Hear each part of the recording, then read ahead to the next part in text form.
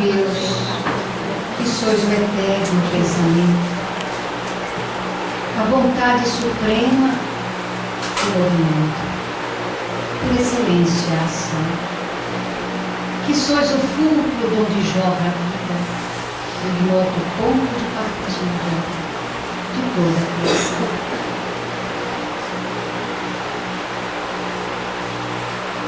O nosso Pai, para o qual nós estamos caminhando para chegarmos ao encontro dele. É tão interessante essa caminhada, porque enquanto os viajores sempre caminham para diante, para a frente, ou para o lado, ou para trás, essa jornada a gente tem que fazer para dentro. Ao invés de sairmos, penetrarmos, fazer essa autodescoberta, eu me descobrir, saber quem sou, como me comporto, o que eu faço, aprender a separar o joio do trigo das minhas emoções. O meu sonho é ser feliz.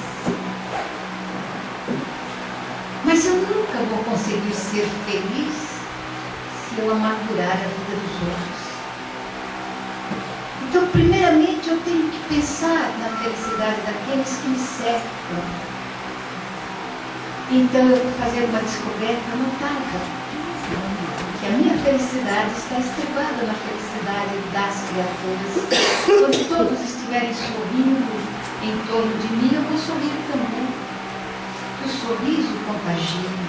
Um sorri, o outro sorri também. As lágrimas também são contagiosas. Alguém chora, o outro chora também. As emoções vêm. Então aí nós vemos como nós estamos ligados. E quando nos enquadramos dentro de uma mesma visão, que é a visão que os Espíritos nos oferecem, buscando a revelação daquilo que a gente é e daquilo que a gente pode ser. Eu posso ser feliz e serei, na medida em que for construindo essa felicidade. Então vamos dar continuidade ao nosso estudo, falando, talvez não seja tão simpático o que a gente esteja dizendo, mas é verdadeiro. E estribado na palavra abalizada do codificador. Porque o que estamos apresentando, a gente pode dizer que ao longo desses 57 anos de militância espírita, a gente tem visto também tantas estrelas surgirem e desaparecerem, tantos missionários aparecerem e de repente desaparecerem também. O mesmo ímpeto que surge, desaparece, porque falta a base. E está lá no Evangelho, Jesus, 2000 anos. Um homem construiu a sua casa sobre areia. É a areia da fantasia, das coisas transitórias, das coisas corriqueiras. Então eu vou edificar a minha casa sobre a areia da fantasia, das paixões que desaparecem com o tempo. E aí vem o vento do revés e a casa vai por terra. Desaparece porque a construção foi feita num terreno não seguro. Aí Jesus diz: o homem construiu a sua casa sobre a rocha. Então é a rocha da sinceridade, da certeza, da convicção de que está caminhando pelo trilho verdadeiro. Mesmo que mais adiante a gente descubra que ele é falso, os Espíritos vão levar em consideração a nossa fidelidade, a ideia de estar fazendo a coisa certa, a coisa correta. E eles então vão nos orientar com a ternura que é peculiar nos espíritos amigos. Cadê o seu?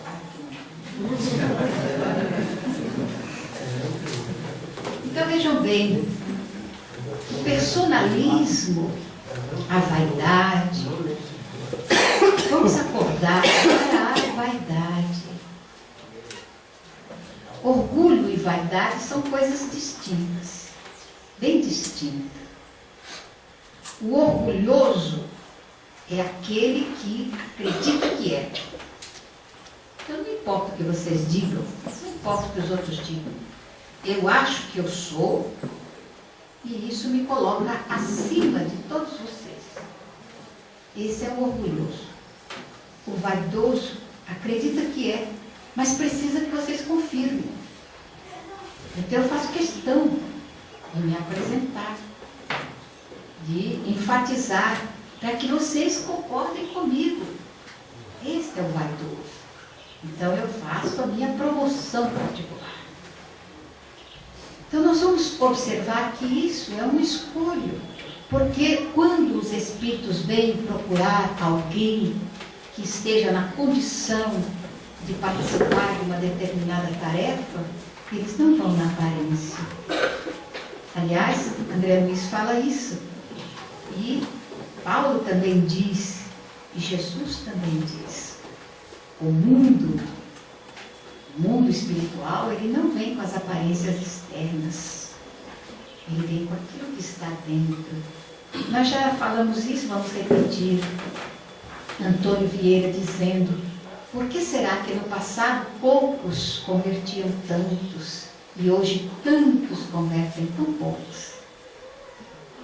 Então, a palavra tem que estar estribada na sinceridade de propósitos e no caráter daquele que veicula a mensagem também, para que tenha ressonância na alma das criaturas. Então não é aquilo que falam de mim, mas é aquilo que eu ensino. Isso é que realmente tem valor. Então, contra esse espólio terrível, vem igualmente chocar-se que, em falta das comunicações que os bons espíritos recusam, apresentam suas próprias obras como sendo desses espíritos.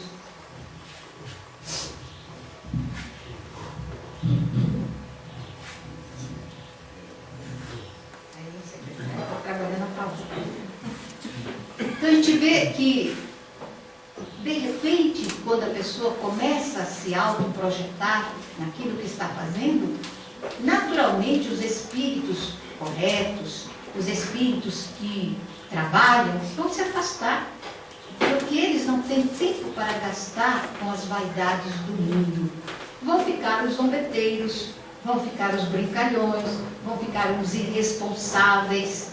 Aí então, o médium, quando ele é médium verdadeiramente, ele vai sentir, ele vai se ressentir da ausência dos espíritos sérios. Aí eles começam a fraudar. Isto, quando nós estudamos a história do espiritismo, a gente vê que isso aconteceu muita vez com médiuns extraordinários, que de repente, pelo próprio comportamento, afastou os espíritos sérios, então eles fraudaram. Aconteceu com uma das grandes médiuns do passado, Eusápia Paladino. O comportamento não se coadunava com a presença dos espíritos que, naturalmente, tomavam conta do seu trabalho mediúnico. Então ela começou a fraudar. E isso muitos outros médiuns fizeram também. Entraram para o campo das fraudes. E aí a gente vê isso igualmente na psicofonia e muito na psicografia. Então, pessoas que não têm capacidade por si mesmas, então se estribam no trabalho dos outros. É uma coisa triste. De repente eu vou escrever um livro explicando o nosso lar. Nossa, eu acredito que as pessoas que façam isso estão pensando que a gente não sabe ler direito. Então, melhor que a gente volte para a escola para poder entender. Então, o meu livro vai ser Estudando o Nosso Lar. Então, André Luiz falou: todas as histórias se convergem para um único ponto. Aí então eu vou explicar isso. Olha, o André Luiz está dizendo que a convergência das coisas, quer dizer, uma coisa sai daqui e vai para cá, e a outra vem também. Então ela se converge para... Vocês entenderam? Uma beleza, né? Então, por que a gente não faz? Ou então, por que escrever e botar nome de espírito? Por que isso? Será que é uma pobreza muito grande de escritores? Será que são poucos aqueles que têm coragem de colocar no trabalho da sua lavra? Como faz Richard Simonetti? Se vocês gostam, que bom. Se vocês não gostam, que bom também. Ele está escrevendo e bota o nome dele. Como fez Fernando Duó, quando escreveu uma sequência de romances lindos. Eu me encantei quando eu era jovem, lendo os romances de Fernando Duó. Fernando Duó é o nome dele, do autor. Então não precisou botar o nome de um espírito. Ou de duas uma, ou a pessoa que escreve tem vergonha daquilo que escreve, então bota na culpa do outro. Ou medo de que as pessoas não gostem, não gostaram, o problema do espírito, não é dele. Eu só fui o veículo. Oh, meu Deus! Então hoje nós temos articulistas muito bons. O professor Humberto Vasconcelos, Nádia do Porto Vale, a Sueli Calda Schubert, de lavra pessoal, escrever livros a respeito dos assuntos que eles desejarem abordar. Por que ter que botar o nome dos espíritos? Então é o que ocorre. Está escrito aqui, Livro dos Médiuns, capítulo 20. Conta este escolho, que é o fato da pessoa, de repente ela se complica tanto que os espíritos se afastam. Vem igualmente chocar-se que, em falta das comunicações, quando ele percebe que já não está recebendo as comunicações, que os bons espíritos lhes recusam, apresentam suas próprias obras como sendo desses espíritos. Então isto ocorre, mas a culpa é nossa. A livraria espírita tinha que fazer triagem. Ou então, aceitar tudo. A senhora que escreve muitos romances, Dona Zíbia Gasparetto, eu a respeito muito, porque ela veio ao público e falou: eu não sou espírita. É médium? Por que não? A mediunidade é amoral, está em toda parte. Não importa como seja a criatura, mas ela foi autêntica. Ela não procurou enganar ninguém. Eu não sou espírita. Quer dizer, os livros que eu, da lavra mediúnica dela, ela vende e os proventos pertencem a ela. Por quê? Então, tomando como modelo essa pessoa que foi honesta, e é bastante respeitável pela sua honestidade, a gente não começa também a se despir da fantasia para enxergar a realidade além das aparências? Se eu tenho vontade de escrever, eu vou escrever. E eu vou ter a ousadia de colocar Ana Guimarães no artigo que eu escrevo. Naturalmente, a gente percebe o quanto de inspiração vem na história. O quanto os espíritos orientam. Mas a ideia central nasceu de mim, da minha vontade. Eu quero escrever sobre aquela escada que está ali na imposta. Então os espíritos podem me inspirar, me dando visões diferenciadas, mas a ideia central é minha. Eu vou falar sobre aquela escada. E aí eu vou assinar embaixo, Armando Falcone, depois que ele desencarnar. Ele escreveu. Essa paciência. Não pode escrever comigo encarnado mesmo, eu estava em desdobramento, você me recebeu. Isso é que é mediunidade. Olha, a gente vê, é uma coisa impressionante. A criatura desencarna aqui, ali já está dando comunicação. Quer dizer, em total desacordo com o que os espíritos nos falam. Aí alguém falou assim: não, mas Kardec disse que, sim, disse, teve espírito que desencarnou aqui, comunicou aqui, sim. Mas quem eram essas pessoas? Será que era o Zé das Quantas que desencarnou por excesso de velocidade? Vamos ver quem era. Kardec desencarnou e se comunicou. Era Kardec, era diferente da Ana Guimarães. Se eu desencarnar e o povo começar a receber, não é verdade. Eu não estou comunicando. Vou demorar um bocado, passar pelo umbral, conversar com o pessoal que está por lá e depois, quem sabe. Então vamos ser coerentes. Vamos botar dar nome aos bois. Aquele livro, Ah, se eu soubesse. Ainda bem que a pessoa ficou sabendo e parou de escrever. Acho que parou, não saiu mais. Ah, se eu soubesse. Incoerente. Quer dizer, uma criatura desencarna por overdose. E aí já está dando lições de moral para nós que estamos aqui sem overdose? Tenha santa paciência. Então, de que vale o esforço que eu fiz durante 44 anos e meio para ser uma esposa fiel, para ser uma dona de casa, para ser uma criatura ali laborando, o esforço que eu fiz para domar, que estou fazendo aí para domar as tendências negativas, não fumar, não beber, não foi muito esforço, porque eu não suporto cigarro. Então não fiz grandes esforços, mas para deixar tanta vez de assistir jogo do Vasco, era um esforço, não deixava de ser. Então a gente ia fazendo. Na juventude, quantas vezes o baile era no sábado, mas eu tinha que viajar sexta-feira, porque tinha pregações, então eu deixava de ir ao baile. Tomava fora do namorado por correspondência, porque não tinha nem tempo de encontrar com o namorado, para ele poder dar um fora, tal, acabou o namoro. A gente recebia por correspondência.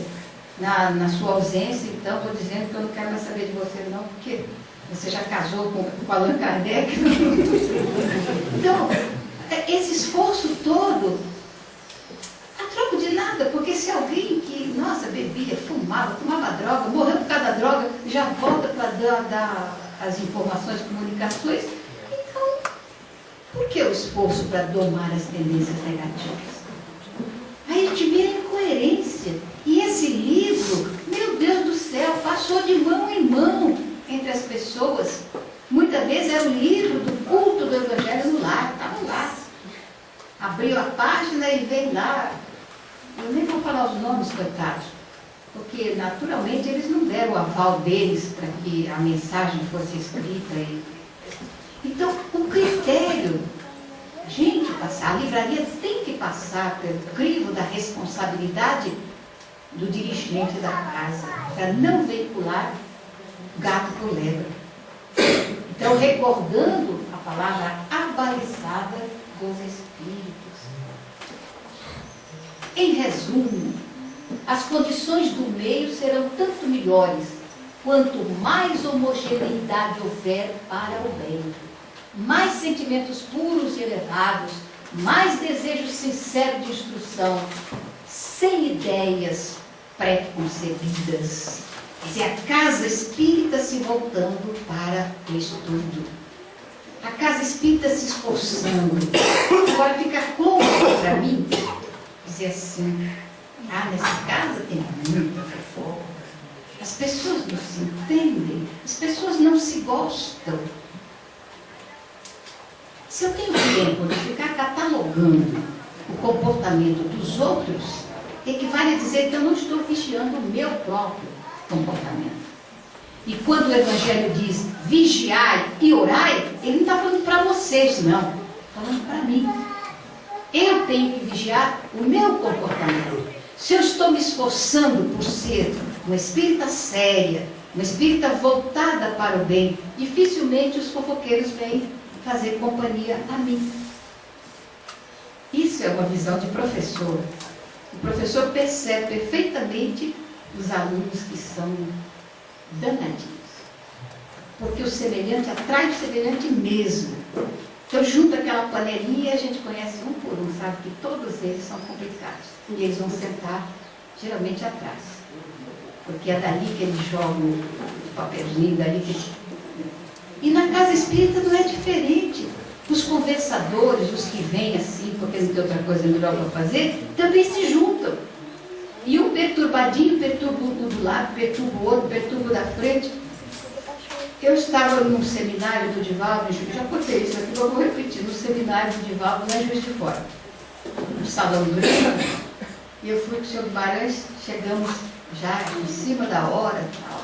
Então, procurando um lugar, sentamos mais ou menos no meio do salão. E começou o seminário, Divaldo falando, e 5 senhoras atrás, mas só de a boca não parava.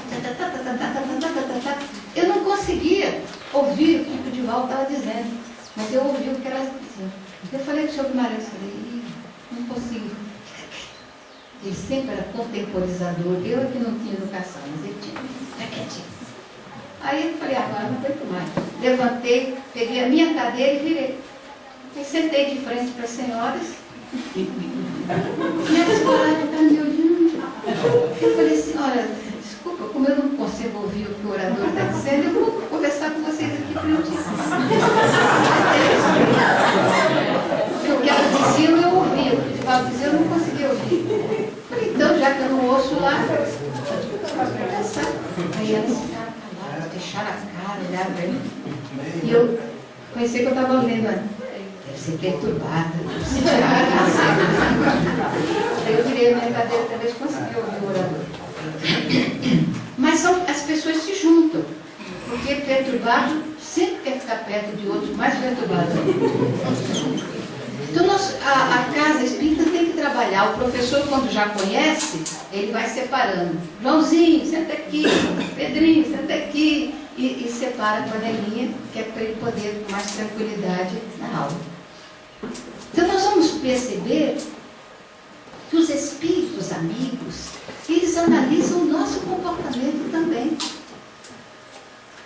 É aquilo que está no Evangelho. Ninguém vai colocar o líquido puro num recipiente que esteja sujo, porque vai sujar o líquido. Então tem que escolher um recipiente que esteja limpo para verter a água pura. Então a mesma coisa, a mensagem do mundo espiritual, para que ela seja distribuída a contento, tem que estar num recipiente que esteja mais ou menos a caráter, para que a mensagem seja veiculada. Dificilmente a mensagem que é vertida pelo espírito, ele é vertido pelo médium da mesma forma. Sempre há algum adendo do médium. Mas se o médium está harmonizado com a palavra do mundo espiritual, então a mensagem sai a contento. Aí o esforço que cada um vai fazer para a sua própria melhoria. No início da pregação de Jesus, de um dos seus discursos mais extraordinários, a bem-aventurança, a primeira coisa que ele diz, bem-aventurados mansos. A primeira etapa. Então, o meu exacerbamento não se coaduna com o recipiente onde a mensagem dos espíritos bons vai ser vertida. Eu tenho que amansar o meu temperamento. Eu tenho que melhorar as condições do meu relacionamento dentro do lar, no trabalho, onde quer que eu esteja. Se eu estou constantemente tratando asperamente a minha companheira, o meu companheiro, os meus filhos, os meus parentes, a aspereza não muda quando o espírito se aproxima. Então, o meu temperamento é espinhoso. O bom espírito vai fazer o quê? Vai se afastar. Agora, o que é espinhoso igual a mim, vem e substitui. E como eu não tenho critério, porque me falta a mansuetude, eu não tenho critério de observação. Então, é a hora que eu vou me fascinar com o espírito zombeteiro que está zombando da minha credulidade e da credulidade dos outros. Com critério. Então, o médium precisa ser conhecido. Conhecido como? Só pela sua identidade? Não. Pelo seu relacionamento com as pessoas, pela sua forma de ser. E eu acho impressionante como as crianças são capazes de fazer essa filtragem de uma forma bem natural. Elas reconhecem. Não é preciso um tratamento melífluo daquele que fica queridinho, amor, nada disso. Você pode tratar a criança pelo nome, João, Pedro, Manuel. Eles reconhecem se vocês gostam deles ou não. E eles tratam com respeito aqueles no qual eles reconhecem a afetividade verdadeira. E eles não abusam, absolutamente. Eles sabem que são amados e tratam com respeito a pessoa que os ama. Isso é interessante. Nós podemos desenvolver também em nós esse sentimento de saber registrar a sinceridade. Basta que a gente faça um esforço pessoal também para domar as tendências negativas. Então, o comportamento do dirigente espírita, do médium espírita, do orador espírita, do espírita em geral, tem que ser consentâneo com a assertiva. O verdadeiro espírita é reconhecido pelo esforço que ele faz para domar as suas tendências negativas. Olha só. Essa aí é uma burlada. Palavra de Erasto. Todo o capítulo 20 foi orientado por esse espírito. Ele é de uma dureza que não é brincadeira. Eu acho que todo espírita devia começar a estudar o Livro dos Médiuns pelo capítulo 20. Melhor é repelir 10 verdades do que admitir uma única falsidade, uma só teoria errônea. Vejam, os espíritos, eles não têm medo de ferir a minha suscetibilidade ou me melindrar. Não, eles são diretos. André Luiz dizendo, não te importes a calúnia, então viva de tal maneira que ninguém acredite no caluniador. A fala real. Quer dizer, a gente não... A fala dos espíritos, a gente se preocupa tanto com o que falam de mim, o que dizem a meu respeito. Jesus faz essa pergunta uma vez, ele diz assim, o que dizem de mim? Aí a resposta dos discípulos, dizem que és Elias, outros que é Jeremias. E ele pergunta, e vós, quem dizeis isso? Aí ele diz, o Filho de Deus. Pronto. Respondeu. Então, eu vou perguntar, quem dizem as pessoas que eu sou? Olha, uns dizem que você é a substituta do Chico Xavier. Outros dizem que não, que você é o protótipo que vai continuar o trabalho do Divaldo Franco. Outros dizem, e vós, quem dizeis que eu sou? Nós dizemos que você é espírita. Pronto, está resolvido. Espírita, por quê? Porque é aquela criatura que está fazendo um esforço extraordinário para domar as suas tendências negativas, que está trabalhando intensamente para que isto ocorra. Um esforço. Então, Erasto convida que a gente rejeite verdades, desde o momento que essas verdades não fiquem muito claras aos nossos olhos, não tem importância. Agora, aceitar uma mentira é complicado.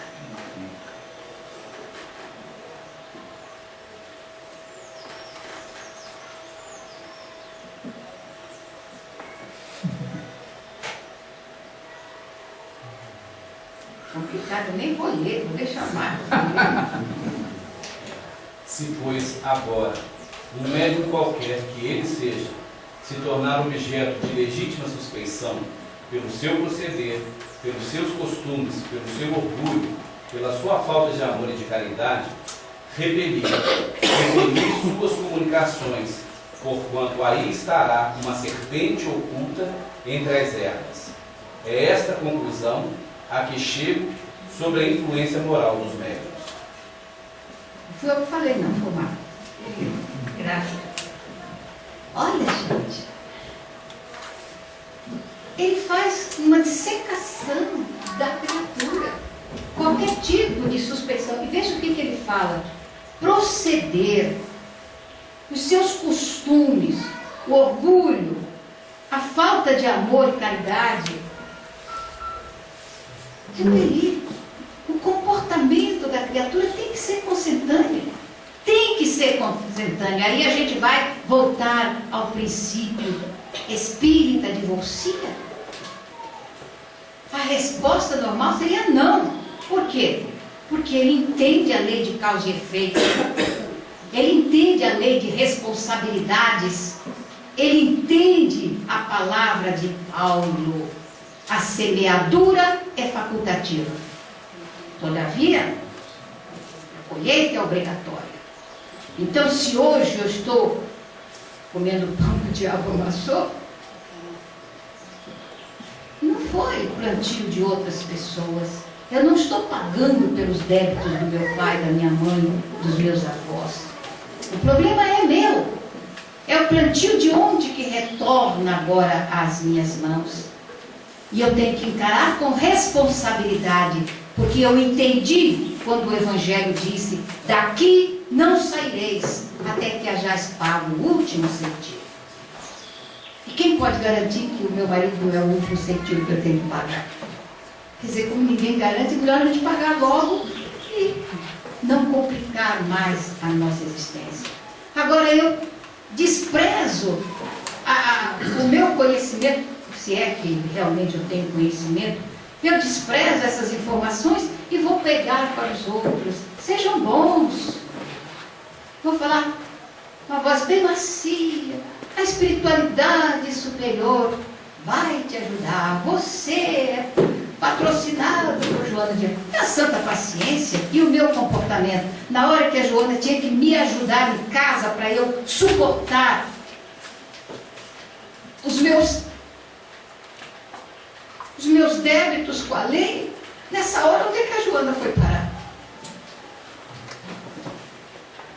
Então, vamos ser coerentes. E é a própria Joana que diz: ninguém resiste a um coração afável. Isso é uma verdade. Então, se o meu casamento é complicado, eu posso descomplicar, tratando com afabilidade e com doçura o meu companheiro. Ele me é infiel, o problema é dele, não é meu. Se eu sou infiel, o problema é meu. Mas se ele é infiel, o problema é dele. Então eu vou continuar a tratá-lo bem. Afinal de contas, o pai dele está tomando conta dele. Ele é filho de Deus, como eu sou também. Então, a hora do aplicativo dessa visão desaparece. E eu então vou seguir as paixões, as minhas paixões. Isso tem um outro nome. Isso chama egoísmo. Primeiro eu, depois eu, depois a minha família, depois os meus amigos. Se sobrar alguma coisa, é para vocês. Então vamos pensar, está bem claro aqui, pelo seu proceder, pelo seu procedimento. Então, para que Mahatma Gandhi dissesse a alguém que deveria agir assim, ele testava nele mesmo a possibilidade de agir assim. Para depois dizer às pessoas: façam isso. O próprio Senhor Jesus realizou da mesma forma. Então, que vocês sofram, vocês merecem sofrer. É a lei de causa e efeito. É o aplicativo da lei. Você tem mais é que sofrer, chorar, tudo. É isso que manda a lei. Agora, quando chegar a minha vez, não. Deus não quer que eu sofra, porque eu estou ensinando vocês. Então, eu tenho que ser feliz. Ora. Então, vamos pensar com coerência. E o dirigente da casa espírita precisa passar pelo crivo da responsabilidade. Porque o Senhor que abandonou a sua família, a sua esposa, os seus filhos, a senhora que abandonou o seu lar, os seus filhos, vai pregar sobre a família? para uma mulher que está sofrendo porque o marido é infiel, mas ela mantém ali a sua dignidade dentro do lar. Ou para um marido que está sofrendo com uma esposa obsidiada, ciumenta, infeliz. A criatura que abandonou a sua responsabilidade, com que autoridade vai falar sobre o que desconhece? Então vamos ser coerentes. Falar seu proceder, o procedimento de cada um. E a autoridade com que a pessoa pode falar. Jesus falava com autoridade quando ele diz: se alguém vos bater na face direita, oferece a outra. Ele podia falar isso com autoridade. Eu posso? Eu não, porque ninguém nunca me bateu. E eu não sei se bater, o que eu vou fazer. Pode ser que eu saia correndo, mas oferecer a outra, eu tenho certeza que não vou. Se bem que, literalmente, a gente enxerga assim. Mas nas entrelinhas a gente vê outra coisa. Se alguém vos ofender, e lá dentro você sentir o orgulho ferido, cala esse orgulho e apresenta a face da simplicidade. Não vou dizer humildade, porque humildade é uma complicação na vida da gente, mas a simplicidade de quem não reage. Já passou? Você adiantou o meu pensamento? Ou a mão distraída mesmo? Pode passar.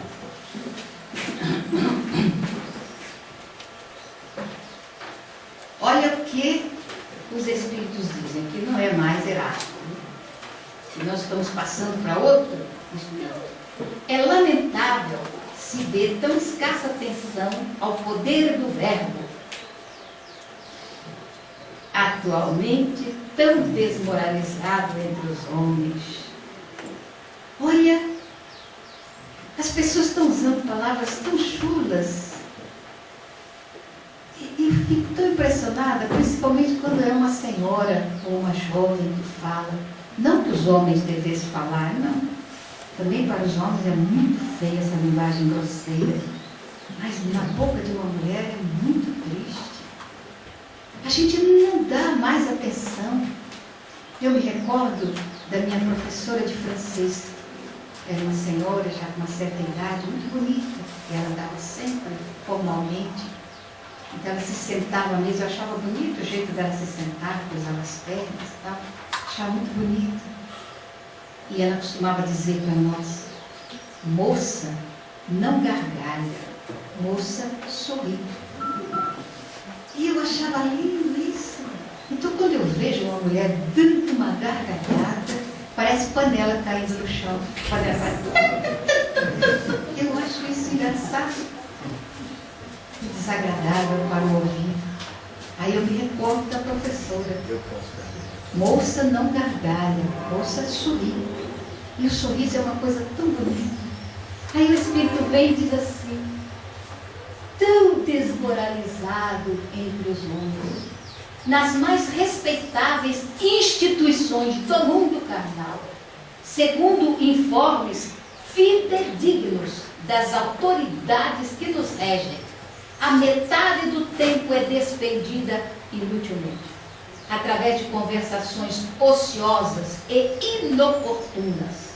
Isso referindo-nos somente mas e nas outras? As mais respeitadas. Isso é palavra do mundo espiritual, gente. A observação deles a nosso respeito. Quanta vez a gente gasta um tempo enorme numa conversação estéril, inútil. Nós também, né? Muita gente conversando coisas que não tem nada a ver. E é verdade. Um pouco mais de reflexão, utilizando o dom da palavra, afinal de contas, só nós que nos comunicamos dessa forma. Os outros animais também se comunicam, mas diferenciado, falando a nós. Uns zombam, outros fazem voz na ronca, e se comunicam assim. A gente não pode falar. Agora imagina na terra um dia, todos nós falando delicadamente, mansamente. E vai ser uma coisa tão boa. Eu estava num local os filhos comeu uma pizza no local, eu não gosto muito de sair assim, mas foi com os filhos e tal, perto de uma faculdade. Então entramos, pedimos a pizza, começou a demorar um pouquinho, aí começou a chegar os estudantes. A gente via pela roupa que estavam vestindo, estudantes e tal, e começou, né? Chope, chope, chope, chope, chope. Tem até a música, né? Chope, chope, chope, para afastar o calor, ou fomentar o calor, não sei. E começou, né? E eu prestando atenção. Aí, à medida que os copos esvaziavam, o diapasão ia aumentando, aumentando. Até que chegou num ponto que o meu filho falou assim, vamos embora daqui, eu não aguento mais esse barulho. Os estudantes chegavam e conversavam normalmente. Aí tomavam um chope, tomavam outro. De repente eles estavam todos gritando, dando alta, barulhando ali dentro. E quem não tomou chope tinha que sair porque não aguentava mais o barulho. Então a gente dá pouco valor a essa capacidade de falar. Então, lá na nossa casa, nós estamos trabalhando nesse sentido também. Fizemos a apresentação Festival Tagore, fizemos esse ano Filho de Deus, apresentação, e é o pessoal da casa. E a gente vai o ano inteiro treinando, conversando, para as pessoas entrarem no espírito daquilo que vocês ouviram, a Rose falando, a mensagem. Então, o ano todo trabalhando, para que aquilo penetre a nossa alma e a nossa fala seja a expressão real daquilo que a gente sente, para ver se Antônio Vieira fica mais feliz, vendo que a gente ainda consegue tocar a sensibilidade das criaturas. Então, a gente tem trabalhado nesse sentido. Na época da minha juventude, era comum as casas espíritas terem vários declamadores. Então, quando tinha alguém para falar, uma pessoa diferente, então os declamadores vinham. A declamação é uma bênção também, porque enquanto você está memorizando uma página, ou um poema, você está substituindo os pensamentos malsãos que tanta vez vegetam na mente da gente por ideias diferenciadas. E quando você está trabalhando a voz para torná-la mais equânime, mais harmoniosa com a palavra dos Espíritos, você está também harmonizando a sua alma, procurando um roteiro diferenciado. A casa espírita tinha que fazer isso também. Trabalhar os seus frequentadores. A nossa casa hoje, a criança até o mais velho, todos eles estão preparados para falar. E foi do gosto de todo mundo, foi do Rose. Foi de livre, espontânea pressão que eles começaram. Porque a primeira que eu cheguei e falei, você vai fazer uma declamação. A pessoa disse, eu não consigo. Não posso, de jeito nenhum, não consigo. Eu falei, minha filha, eu não estou pedindo para você.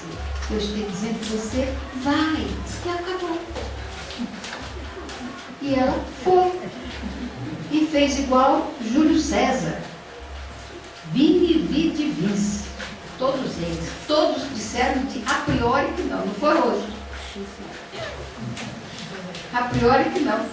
Mas o esforço nosso é uma bênção. E hoje, quando eles falam, também eles percebem como os espíritos bem colaboram também nesse esforço que a gente faz para a melhoria. Então, começar a valorar a palavra, fazendo com que a nossa boca, que é esse aparelho extraordinário, notável, funcione hoje de uma forma mais harmônica, mais bonita, e amanhã a gente continue a falar também, porque utilizou bem. Olha que coisa linda, tanto falar quanto escrever. Olha isso. Verdes mares bravios da minha terra natal, onde cantam as jandaias nas frondes da carnaúba. Verdes mares que brilhais como líquida esmeralda aos raios do sol nascente. Serenai, verdes mares. Escrito de José de Alencar. Que lindo que é! E como harmoniza a nossa voz quando a gente fala pensando. Verdes mares bravios Você enxerga os mares que nos cercam e que são tão lindos, da minha terra natal, essa terra da qual a gente está falando tanto mal, nosso Brasil, que todavia nos dá o pão e a paz também. Por quê? Nós vivemos em paz. A guerra está dentro de nós. O nosso povo é pacífico. Nós é que não somos pacíficos. Então essa terra que a gente fala tanto mal dela atualmente, questione. É a pátria do Evangelho ou não é? Os espíritas hoje começam a questionar, e eu acho lindo esse questionamento. É a pátria do Evangelho? Não é a pátria do Evangelho? Eu queria ver o que o irmão X ia falar, se o povo perguntasse direto para ele. Mas eu ouvi o Haroldo Dutra falar sobre a pátria do Evangelho, e olha, era pelo computador, mas eu aplaudi. Calma, porque ele equacionou bonitinho a problemática da pátria do Evangelho. Achei lindo. Divaldo fez uma colocação bonita, como ele sempre faz, e o Haroldo Dutra entrou de solo e fez uma outra colocação que eu achei lapidar, porque também é a forma que eu penso, que eu imagino.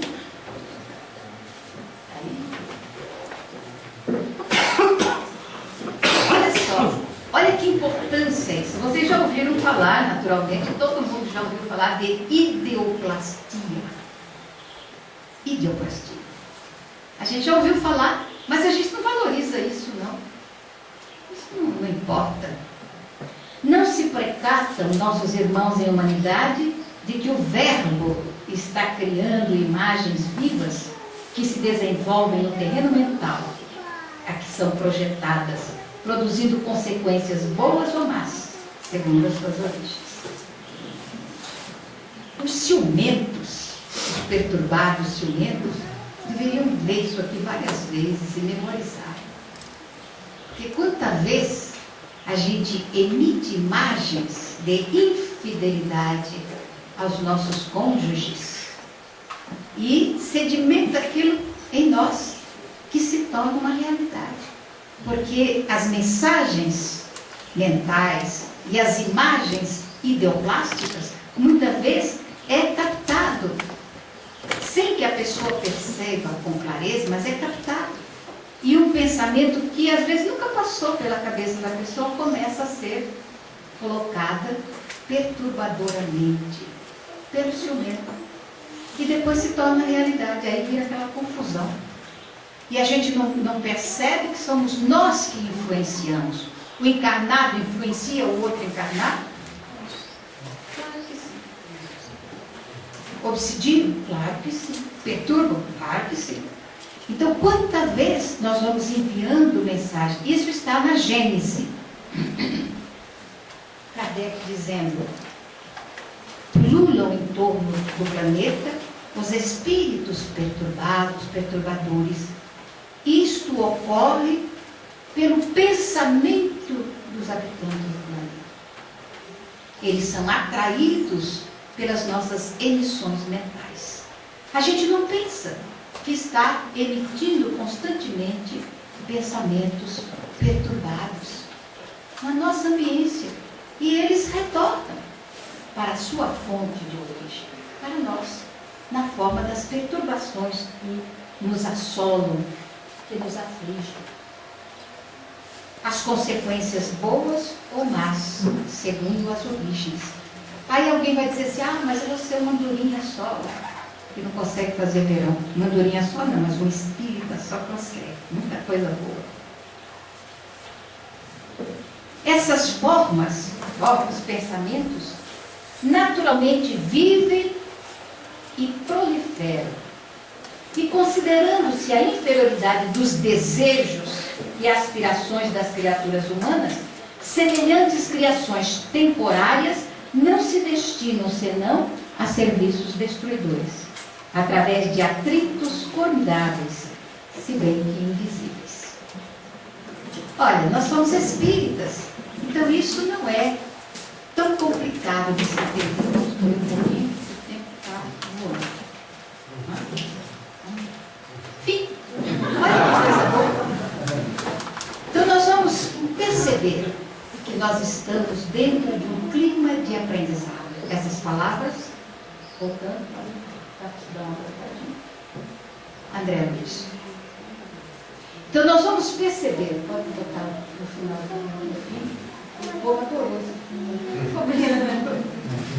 Então nós vamos perceber que nós estamos numa escola abençoada. O planeta é uma escola. O Espiritismo é uma escola. O templo espírita é esse educandário eficaz, bom, que deve fazer como Mary McLeod Bethune imaginou que a primeira escola para negros que ela abriu nos Estados Unidos faliu. Então ela colocou no frontispício da sua escola Mary McLeod era uma sonhadora. A primeira vez que ela viu um livro, a mãe, que já não era mais escrava, já tinha sido libertada, continuou a ser lavadeira da dona da fazenda. Então ela ia 2 vezes por semana buscar a trouxa de roupa para poder lavar. E Mary ficava, tinha uma casinha fora onde ficava a filha da dona da fazenda com as suas amiguinhas brincando com as bonecas. Então ela chegava na porta e ficava olhando. E aí então uma das meninas, louras, lindas, chamava e falava: venha, você é minha mucama, você vai tomar conta da minha filha. E pegava aquelas bonecas louras e colocava nos braços de Mel. Mas não era boneca que tocava a alma de Mel. Ela via outra coisa, que ela namorava de longe, uma estante com alguns livros cujas lombadas coloridas chamavam a sua atenção. Então ela balançava a boneca e olhava os livros. E um dia ela se aproximou e tocou. E aí a menina disse a ela: tire a mão daí, isto não é para negros. E ela perguntou: o que são essas coisas? Livros, não são para os negros. Você é mucama, você toma conta da minha mulher. E ela continuou embalando, olhando. Até que um dia apareceu na fazenda de onde eles colhiam o algodão para os patrões, uma jovem vinda do norte, era do sul, dos Estados Unidos do Norte, já com uma visão diferenciada do mundo, para ensinar as primeiras letras aos filhos dos colonos, dos trabalhadores do algodão do sul. E então ela teve a oportunidade de aprender. Aprendeu as primeiras letras. E a professora ficou tão entusiasmada com aquela menina que assambarcava as informações e continuou a ensinar até que esgotou o seu manancial. Ela não tinha mais o que oferecer àquela menina, mas ela queria mais. Mais. Então a professora foi pedir junto aos pais que permitissem que ela fosse para o norte para estudar. Os pais não podiam abrir mão de mais de 2 braços no trabalho. Mas Mary ficou entusiasmada e ela conseguiu. É uma história linda, verdadeira. Aquela criatura cresceu. Cresceu. Se tornou amiga do presidente Roosevelt. Amiga da esposa do presidente Roosevelt. E era ela quem falava aos pracinhas que voltavam da guerra, feridos, maltratados, sofridos. Ela os estimulava. E um dia ela compareceu à frente de John Ford, o dono da Ford. E ela pediu uma audiência e foi concedida. E quando Ford levantou a cabeça, porque ele estava escrevendo, e se deparou com ela, falou assim: meu Deus, mas é uma negra? E ela sorriu, sorriso largo, e disse: não totalmente. Os meus dentes são brancos e os meus olhos também. E se tornou amiga de Ford. Foi ele que deu a oportunidade dela levantar a primeira escola para negros do Sul. E ali ela escreveu, frontispício: entre para aprender, saia para pecar. Então isso a gente pode passar para os espíritas. Não venham fazer caridade dentro do centro, não venham não. Aqui não é lugar, aqui é outro lugar. Então venham aqui para aprender como é, como se faz, como se utiliza, e depois saia para realizar lá fora. Porque tudo que nós fizermos aqui dentro é teste, é aprendizado. É como um aluno vai para o hospital ainda, acompanha os doutores a fazer cirurgias, mas eles não fazem, eles estão aprendendo só. Depois que eles recebem o seu diploma, eles saem para fazer o aplicativo. No Espiritismo não é diferente. Então entrem aqui para saber como se faz, o que é, de que forma vocês podem fazer o aplicativo, mas saiam para aplicar realmente o que aprenderam aqui dentro da Casa Espírita. Que Deus nos abençoe. Muito obrigada pela atenção.